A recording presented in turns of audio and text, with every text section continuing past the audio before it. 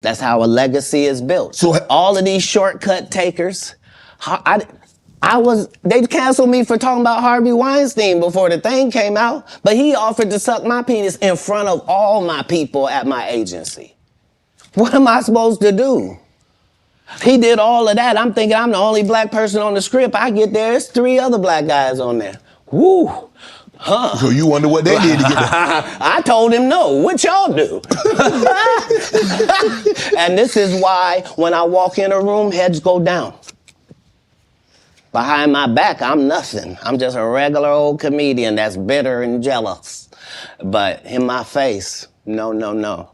The king has walked in and they have to respect it only because I've not taken the shortcuts. I've not been funded.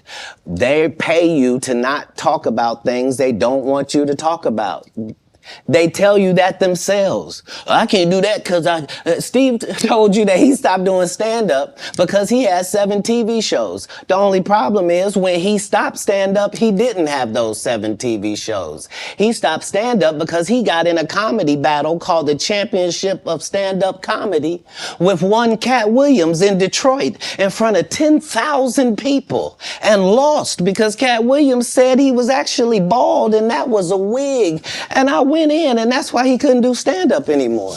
Imagine him coming to tell you another story where he got so big and it was Bernie and them's fault because they wanted to be movie stars. What? You called Ocean 11 to get that nigga's part. What do you mean you didn't want to be a movie star? So on the behalf of Bernie, I would have to say what I have to say. Have you ever been on tour with any of these guys? Every guy I mentioned to you is not funny out there in real life. So no. Faison's never done his own tour in 30 years. Steve Harvey don't do stand-up no more. Cedric doesn't write. I'm sorry, he doesn't write. Ricky Smiley has been playing the same old black woman forever. Like, you can't get a young fan base with that. Like, you gotta be doing karaoke around the country to make that work. Right. And he is.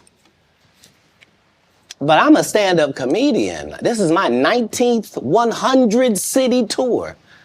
I'm not gonna have a conversation with these lazy bums that'll take a shortcut at any point. Yes, it's easier for you to juice than to get in the gym, but you don't get to bring that body in here talking crazy. Talk about how good you look.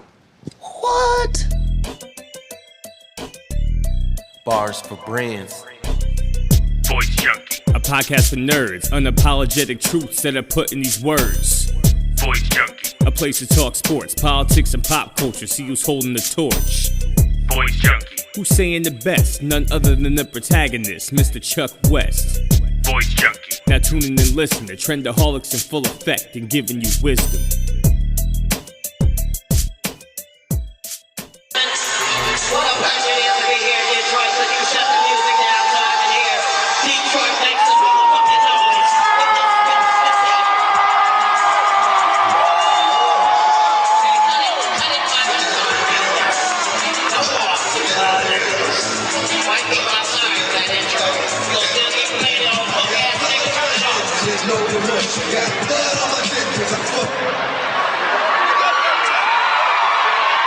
Please give it up for Steve Harvey one time. Give it up for Steve Harvey. He's an excellent comedian. One of the finest we've ever had. But he don't want no parts of this in any way, shape, form, or fashion. This is some other shit. I don't know why he came out here with all this money y'all spent on them motherfucking tickets and talked about a lady in the audience for 15 goddamn minutes.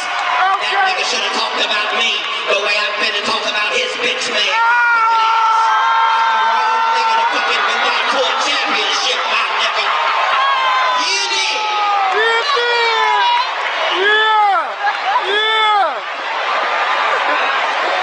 You see that nigga had to take off that lace front high top fade before he came out here to battle me, goddamn. I plays no motherfucking game, Steve. I'm a little nigga, I fight dirty.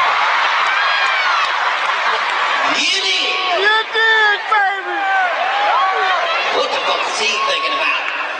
He trying to copy off me and bring that ugly ass, sparkly ass tie out with a regular black suit like he was going to a funeral. Yours, nigga, yours.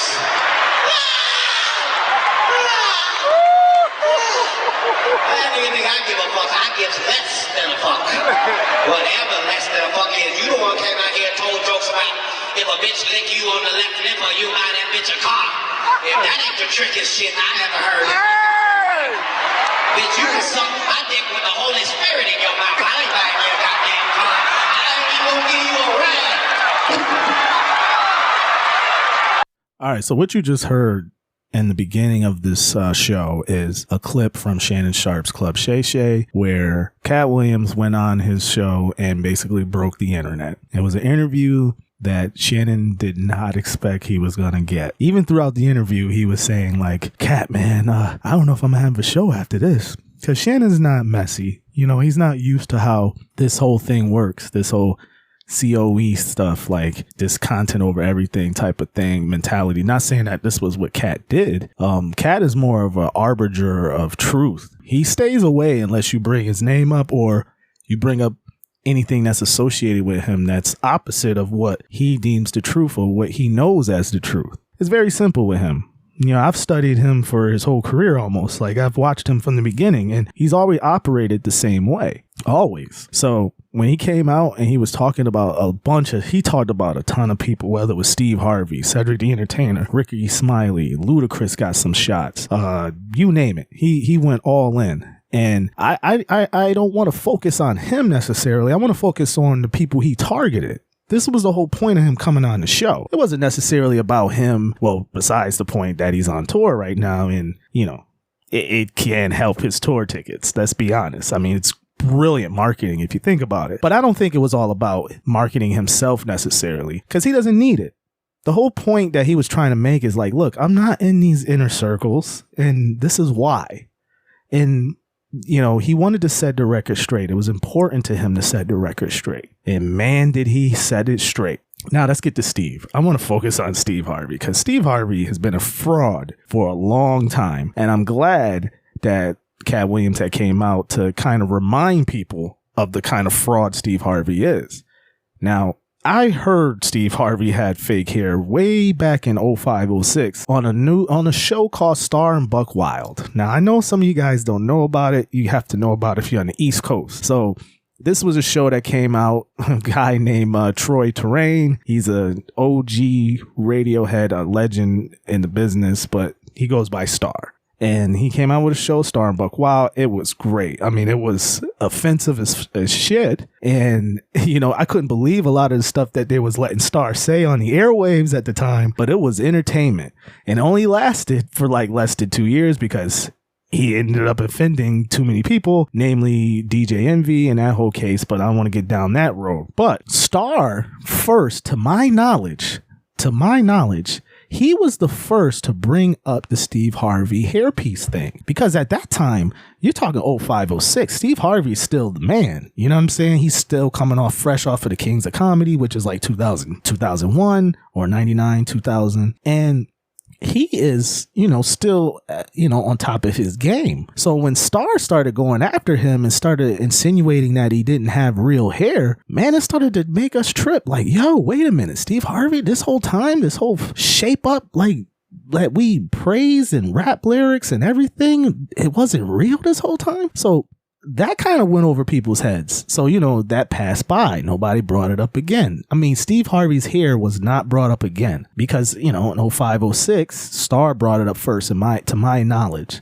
And then we fast forward after 05-06, Steve Harvey in 08 decides to show the world his bald head. And he debuted the bald look on Jet magazine. And, you know, it was a whole thing. And that's when he kind of did his rebrand at the time. Now let's fast forward a little after that.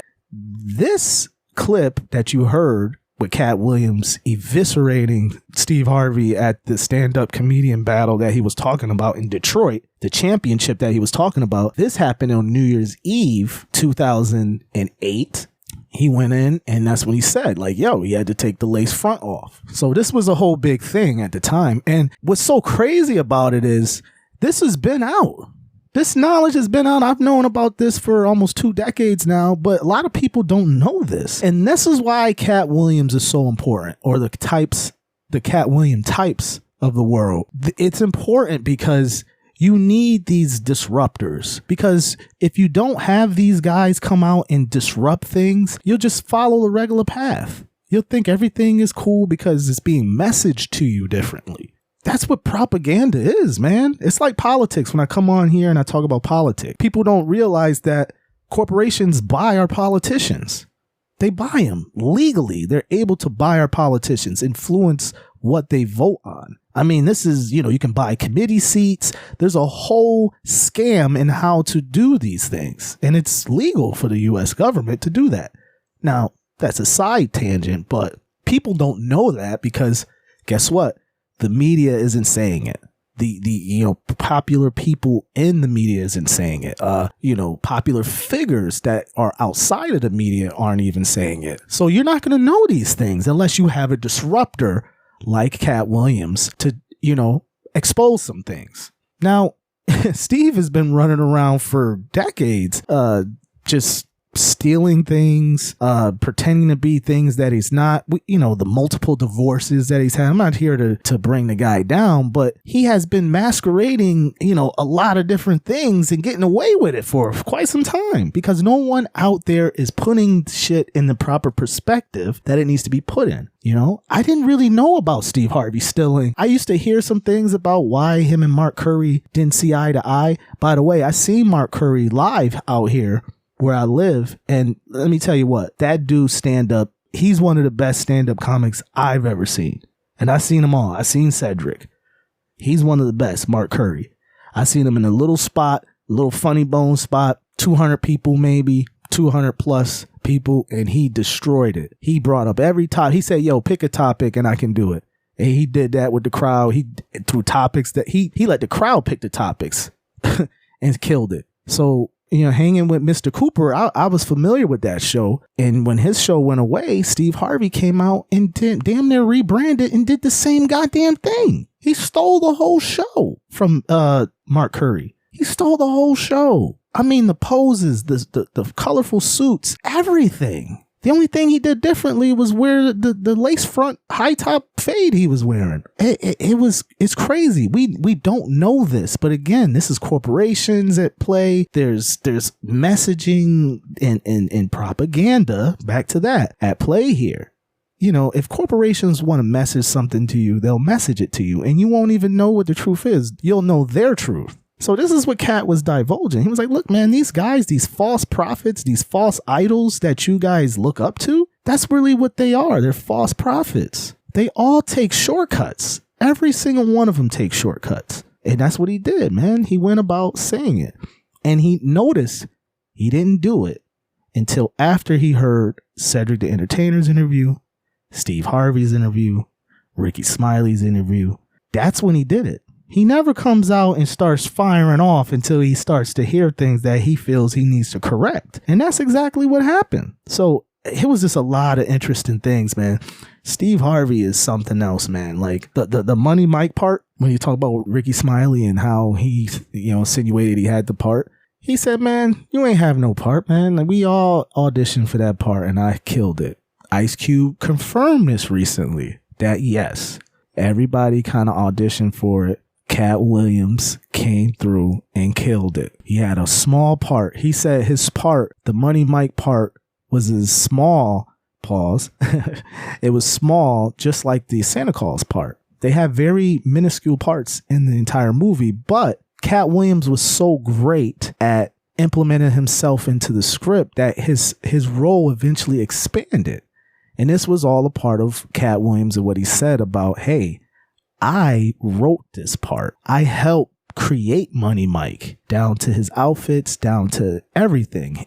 His whole image I created. And Ice Cube basically confirmed that, saying, yeah, it was originally a small part that expanded because of Katt Williams' greatness. He basically said that. He basically confirmed, and shout out to Ice Cube. He's my favorite lyricist of all time. But he also showed me that he is a master communicator. He said a lot of things in his response to Katt Williams without being controversial. He basically said 90% of what Katt said about the Money Mike part was accurate. You know, now he had a little discrepancy as far as, you know, the scene being a rape scene with him and Damien. You know, that was a little discrepancy as far as whatever the case may be. But all in all, he said, yo, Cube said, yeah, man, Katt's on point with what he said. I walked away from this interview saying, yo, this guy is a genius. I knew he was smart, he was sharp, but I didn't really, I guess I overlooked the genius level of how he operates and how he carries himself. The dude needs to be commended in how he does things. He's very deliberate. He's very, he's not erratic. He's not any of these things that the media said he was. All of these things they try to paint him as. He wasn't any of that. He was very maintained. He was very controlled during the whole interview. I mean, he even said a term that I love. He said, you got to have trampoline skin in this business. Think about that. Trampoline skin. You got to have shit bounce off you. And being a Katt Williams, you definitely have to have that when you have a bunch of people trying to constantly smear your name. So, man, he had so many shots fired, man. It was a very interesting interview. There's a ton of people on the internet talking about it already. I'm just giving my 2 cents. And from what I know growing up and from what I've actually heard, now, another thing that he said that I found very interesting was, he mentioned like, hey, now this Illuminati thing is, I want to touch this real quick too. I'm starting to think that the Illuminati is not necessarily a group like, hey, this is the Illuminati group and you're a member. It's not that. All it is really an inner circle of industry elite, industry execs. That's all it is. You know, those little Mike Rubin parties that they, you know, the guy that owns the fan company or whatever, he used to be an owner over there at the 76ers, Michael Rubin. That shit is like an Illuminati to me. That's a big industry party. Everybody's wearing white. We hanging out. This in a remote area, this $1 billion mansion or multi-million-dollar mansion where there's no media and there's only photos coming out when we want them to come out. I wonder what the fuck is going on when it gets dark. What kind of decisions is being made? You know, because it ain't just partying. It's some business being conducted in those walls. But I think that's what it is, man. When you use these loose terms like Illuminati, it's not really that. It's just the people in charge. It's just to control the elite. That's all it is. That's when I think when Katt says, yo, if I'm in a room full of guys that control the production budgets or if a movie's going to go out or who's going to be casted, those guys are very powerful. And he's saying, hey, if the script or if the plan is to give $200 million to someone and have them play 20 roles at $10 million a piece, he insinuated that Ludacris did that. He insinuated a lot of things about Ludacris. He said that, hey, I'm one of the people that have turned down $200 million, $50 million a piece. Now he said $50 million in different scenarios that, you know, equal $200 million. But he said it's some guys like me who didn't do that. Let me play this other clip. Luda. No, so there was a crossroads where we were both invited to an Illuminati thing, and it had to be one or the other of us, and decisions had to be made. So it was both of us, we were equal. One of us had to cut off all their hair and couldn't do the sideburn thing no more with the points. And the next person, they said, was going to get $200 million because they were going to pay him $10 million a movie to do 20 movies. And that's how the conversation happened. One of those persons turned out to be Ludacris, and the other person turned out to be Katt Williams. Now, one person ended up with a light-skinned, ugly-faced wife that's never done a... Remember I told you that if I say that, it applied to 7 people? Yes. It's part of what they give you. Okay? I didn't get it. I'm not mad about it. How much money they give? 200? Sir, Fast and Furious is on what number right 10. now? 200 million. I might need to get me one of them old women look the same. That's what they all end up saying at the end of the day. Kevin told you he wasn't going to wear no dress until they offered him the dress, and then he put it on. And what did he say after he wore it? I made my own decision. Duh. But you didn't make it before they brought it up, did you? It's okay. It's all right. So you heard, Luda changed his look, basically, after this, this top-level meeting happened or occurred. And now all of a sudden, Luda doesn't have the pork chops. And now he's Ludacris without hair and without pork chops. And the things that he's compromised, we don't know. He's insinuating that people are compromising more than just their values. They're compromising their sexuality. He basically said it. It was like an innuendo. Like he was very careful in how he insinuated it. He basically said to yo, Ludacris, your whole career was created by these executive types that you agreed to some wild, flagrant shit to get you into where you are and to stay where you have currently stayed. He insinuated that. He said, hey, you're part of the same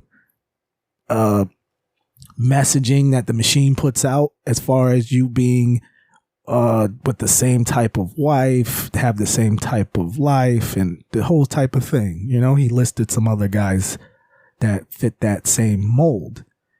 And he also said, hey, the reason why I don't have these positions is because I don't compromise myself. He said, hey, I was ahead of the curve with Harvey Weinstein when I said guy tried to offer me some head in front of all my people, and in front of some other executives. And he turned the role down. And he said there was a couple other brothers that was auditioning, and, he doesn't know what happened with their situations because they didn't turn it down. So he's insinuating some wild, flagrant shit going on. And then Ludacris, the thing that's confusing to me about Luda's response is that, yo, if any dude is going to come out on a national broadcast on the internet or whatever it is, going to tell people or insinuate that my success is all manufactured, number one, and number two, that I compromise myself in a way that goes against my moral compass, like I'm a heterosexual male, and I'm not going to compromise myself or do any other flagrant stuff to get to the position I'm at. If I know this isn't true, I'm not going to come out with some cheesy rap response and smiling all over the fucking camera. I'm going to be infuriated. I'm going to be putting out lawsuits.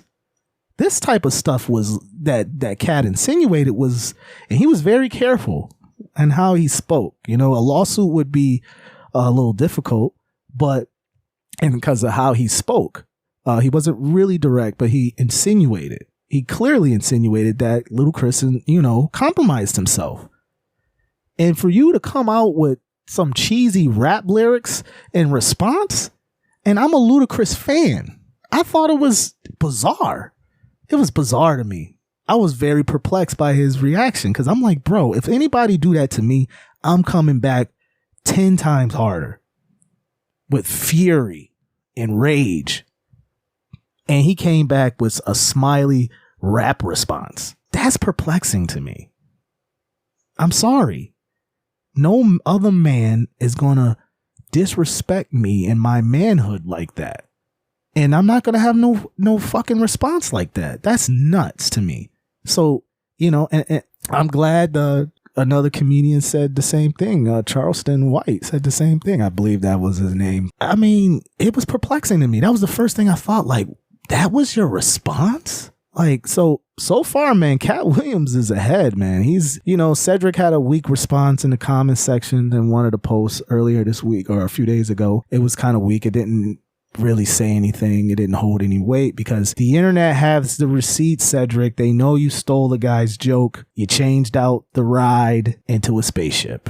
We seen it. You're caught. You're no different than, what's that dude that stole jokes? Carlos Mencia. You're no different than a Carlos Mencia. These guys are Carlos Mencias masquerading around like they're bigger than they are. And I'm just glad that Katt Williams put them in their place, man. But it's going to be interesting to see the responses from this. I mean, I'll be surprised if you know this. You know one thing is this. If Katt Williams is bugging out and he's saying what he's saying and he's just making all this shit up, if no one comes out with any defamation suits, then you know that what you need to know. Then if you know, because this stuff is lawsuit territory. And if nobody's suing for defamation, that means there's some ground in what Katt has said and everything he has said. Man, I'm disappointed, Luda. You this motherfucker. Ain't no way some 5 foot whatever dude is going to disrespect me like that with a $4,200 Fendi coat on. And by the way, Katt, that Fendi coat was dope as fuck. I searched it. Come on, Luda. You got to do better than this. Please tell me you didn't compromise yourself. J5! What's happening? All right, man, let's get to some NFL talk real quick. You know, we got to talk about some kind of sports on this show.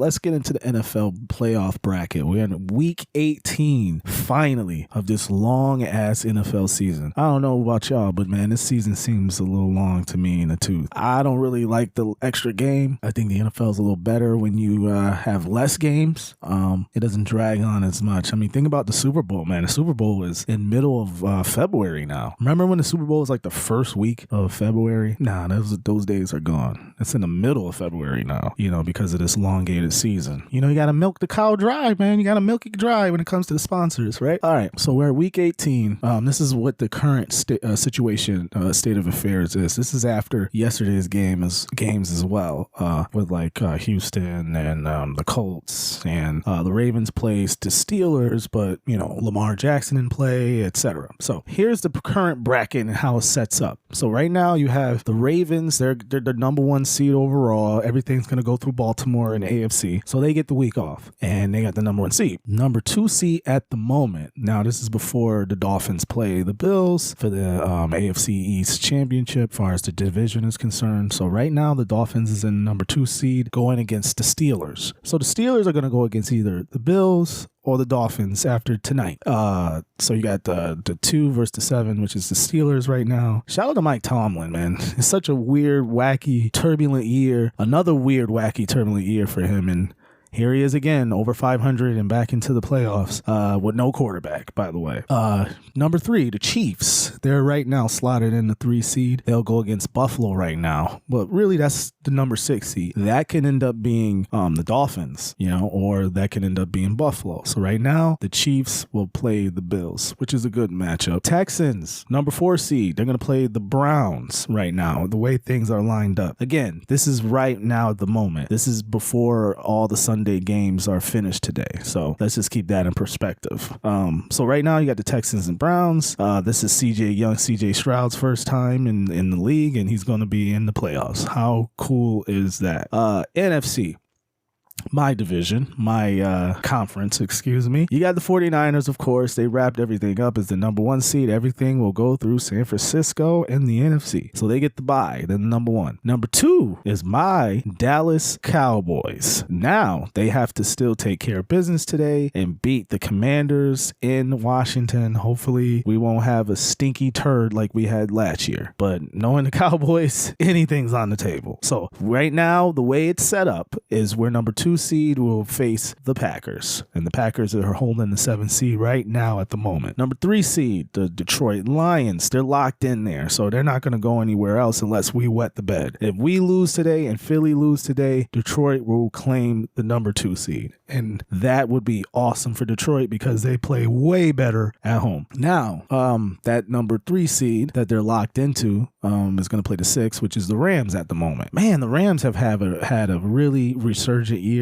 This is supposed to have been a rebuilding year for them. Remember, they were all about F them picks, you know, and because of that, they don't have picks, and they have to kind of scrap for free agents and scrap for whatever they have in the draft, and they have nailed it with the Puka Nacua kid He's a breakout star for them. And then you got, of course, Cooper Kupp still there, and Matt Stafford still slinging it around. So they could be dangerous in the playoffs. Don't be surprised if the Rams upset the Lions. I'm saying it first.